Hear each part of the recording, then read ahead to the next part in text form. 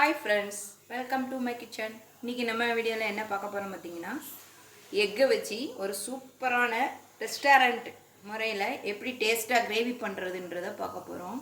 அதுக்கு நான் 4 அவிச்ச முட்டையை வந்து இப்படி கட் பண்ணி எடுத்து வச்சிருக்கேன். அடுத்து என்ன பண்ணலாம்னு பார்க்கலாம் வாங்க.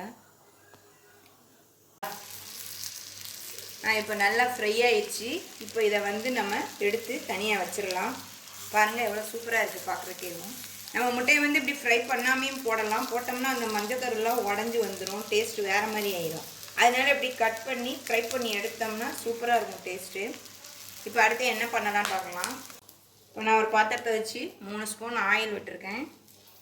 எண்ணெய் காஞ்சோடனே லைட்டாக 2 சோம்பு போட்டுக்கலாம் ஒரு ஃப்ளேவருக்காக. சோம்பு நல்லா பொரியட்டும். சோம்பு நல்லா பொரிஞ்சிருச்சு. நல்ல பெரிய சைஸ் வெங்காயம் ஒன்று பொடி பொடியாக கட் பண்ணி எடுத்து வச்சுருக்கேன், அதை சேர்த்துக்கலாம்.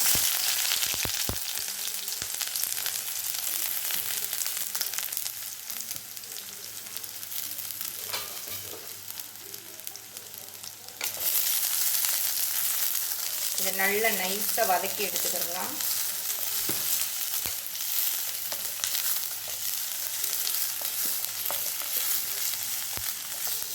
நல்லா வதங்கட்டும், வெயிட் பண்ணுவோம்.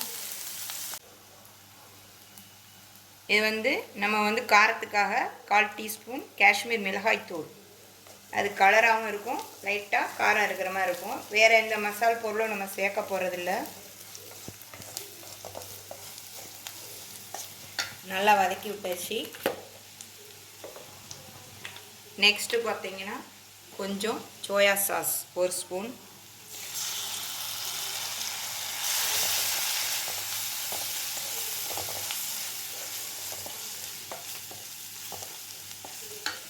டொமேட்டோவுக்கு பதிலாக டொமேட்டோ சாஸ் ஊற்றிக்கலாம்.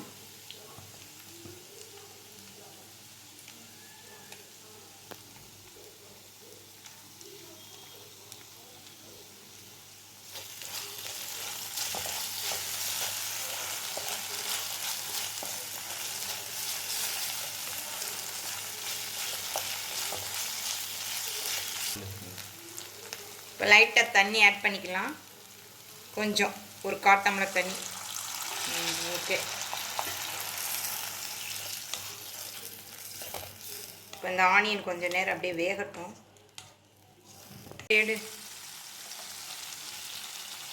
இப்போ சூப்பராக ஆயிடுச்சு. ஆனியன் எல்லாம் வெந்துருச்சு. இப்போ மசாலாவுக்கு தேவையான உப்பு சேர்த்துக்கிடலாம். ஏற்கனவே நம்ம வந்து எக்கு ஃப்ரை பண்ணும்போது உப்பு போட்டோம்.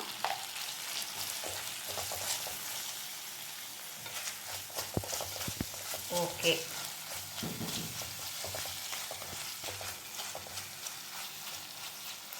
இப்போது இந்த எக்கை ஒன்று ஒன்று அதில் இறக்கிக்கலாம்.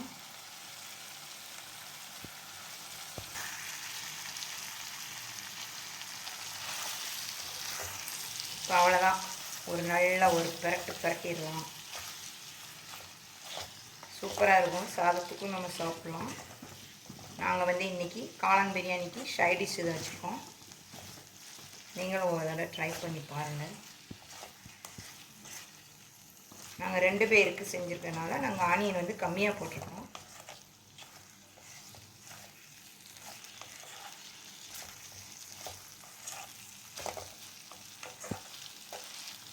உண்மையிலே பார்க்குறதுக்கு நல்லா இருக்குது.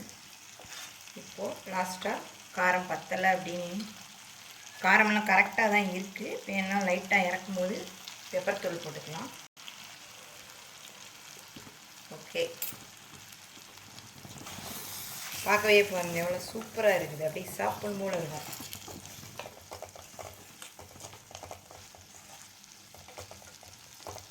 லாஸ்ட்டாக கொஞ்சம் மல்லி இலை போட்டுக்கலாம். அவ்வளோதாங்க, சூப்பரான ரெஸ்டாரண்ட் சுவையில் எக் மசாலா கிரேவி ரெடி.